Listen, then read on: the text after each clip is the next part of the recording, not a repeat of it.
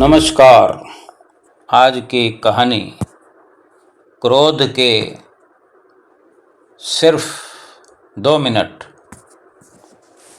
एक युवक ने विवाह के 2 साल बाद परदेश में जाकर व्यापार करने की इच्छा अपने पिता से कही कि मैं परदेश चला जाऊं, आपकी आज्ञा हो। तो पिता ने इजाज़त दे दी। तब वो अपनी गर्भवती पत्नी को माँ बाप के जिम्मे छोड़कर व्यापार करने चला गया। परदेश में जाकर बहुत मेहनत की, बहुत धन कमाया और बहुत धन कमा करके वो धनवान सेठ बनकर रहने लगा और करते करते 17 साल धन कमाने में लग गए। तब जाकर उस युवक को संतुष्टि हुई कि इतना धन काफ़ी है, और तभी वापस घर लौटने की तैयारी हुई और पत्नी को पत्र लिख दिया, वापस आने की सूचना दे दी कि मैं आ रहा हूँ। और इसी के साथ जहाज़ में सवार भी हो गया। बहुत समय लगता था जहाज़ का सफ़र करते हुए, पानी के जहाज़ में, और पत्र पहुंचने में भी समय लगता था। पत्नी को पत्र लिखकर आने की सूचना दी और वहाँ से चल पड़ा। तो जब जहाज़ में बैठा है तो जहाज़ में एक व्यक्ति मिला, दुखी मन से बैठा था। तो सेठ ने उसकी उदासी का कारण पूछा। तब उस व्यक्ति ने बताया कि इस देश में तुम भी आए और इस देश में मैं भी आया। अब तुम भी जा रहे हो, मैं भी जा रहा हूँ, लेकिन इस देश में ज्ञान की कोई कद्र नहीं है। मैं यहाँ ज्ञान के कुछ सूत्र बेचने आया था, ज्ञान बांटने आया था, पर कोई लेने को तैयार ही नहीं, कोई खरीदने वाला ही नहीं, ज्ञान को समझने वाला, चाहने वाला ही नहीं। तो सेठ ने सोचा, इस देश में मैंने बहुत धन कमाया है और ये मेरी कर्म भूमि है, इसका मान तो रखना ही चाहिए। उसने ज्ञान के सूत्र खरीदने की इच्छा जताई। उस व्यक्ति ने कहा, जिसने ज्ञान का सूत्र बेचना था, उसने कहा कि मेरे हर ज्ञान की सूत्र की कीमत 500 सोने की मुद्राएं हैं, 500 अशर्फियाँ खर्च करनी पड़ेगी।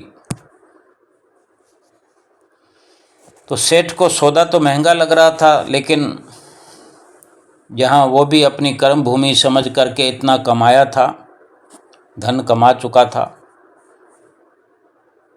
कर्म भूमि का मान रखने के लिए 500 सोने की अशर्फियाँ दे दी।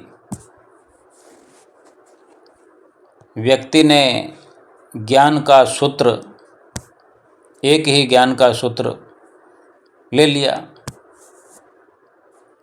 सूत्र क्या था कि कोई भी कार्य करने से पहले 2 मिनट रुक कर सोच लेना।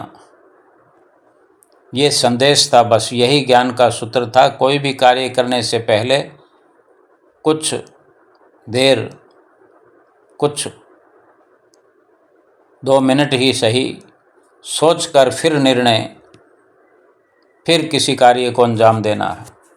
तो ये सेठ ने जो सूत्र लिया, 500 अशर्फियाँ देकर, अपनी किताब में लिख लिया।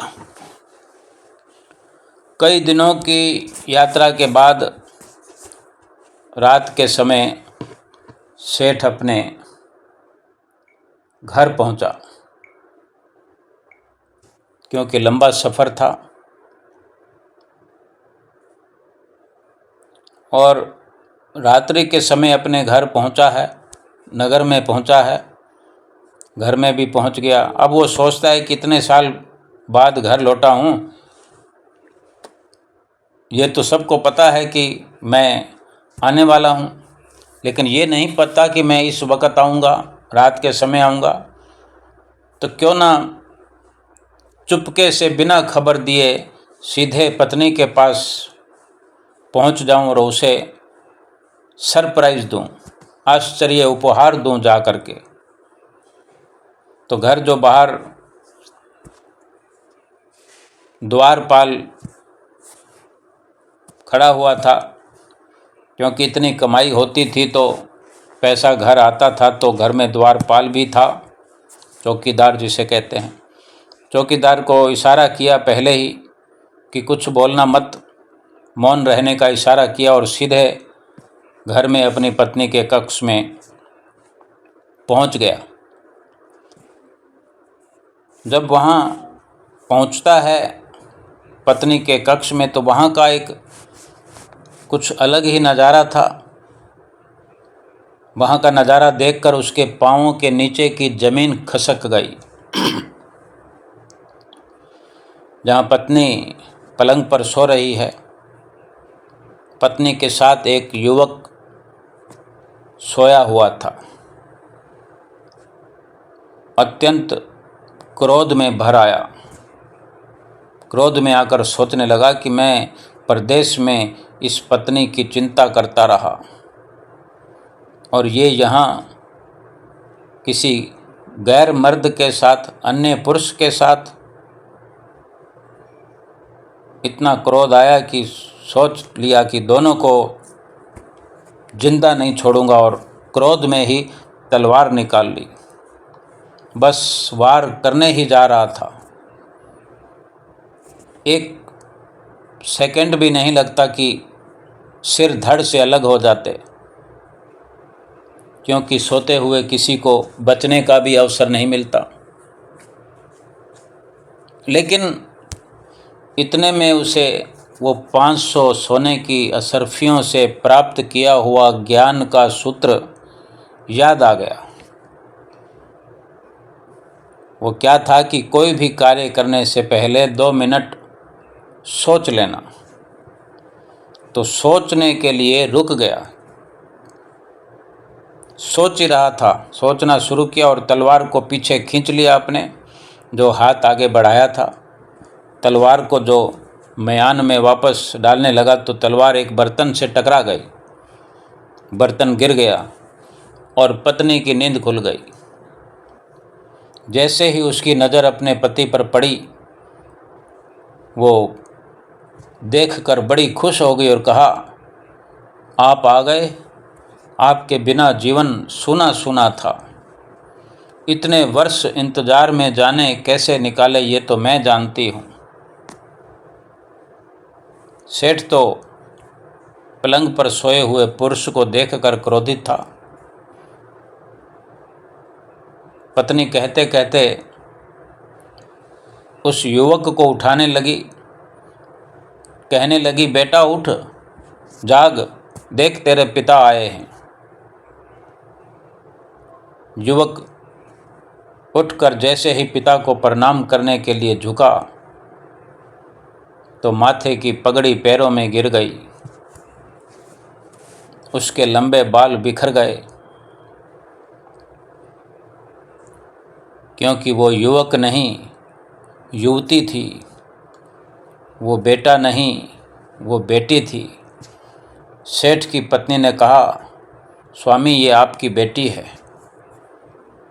पिता के बिना इसके मान को, इसके सम्मान को कोई आंच ना आए, इसलिए मैंने इसे बचपन से पुत्र के समान ही पालन पोषण और संस्कार दिए हैं। ये सुनकर सेठ की आंखों से अश्रुधारा बह निकली। पत्नी और बेटी को गले लगाकर सोचने लगा कि यदि आज मैंने उस ज्ञान सूत्र को नहीं अपनाया होता तो जल्दबाजी में कितना अनर्थ हो जाता। मेरे ही हाथों मेरा निर्दोष परिवार खत्म हो जाता। ज्ञान का ये सूत्र उस दिन तो मुझे बेहद महंगा लग रहा था, लेकिन ऐसे सूत्र के लिए तो 500 सोने की अशर्फियाँ भी बहुत कम हैं। इतने कम में मुझे ये अनमोल ज्ञान मिला, क्योंकि ज्ञान तो अनमोल होता है। और इस कहानी का सार यह है कि जीवन के 2 मिनट जो दुख से बचाकर सुख की बरसात कर सकते हैं, क्रोध के वो 2 मिनट किसी व्यक्ति को अपने क्रोध पर अंकुश रखने के लिए प्रेरित करने वाली ये कहानी है कि क्रोध में कोई भी कार्य न किया जाए। नमस्कार।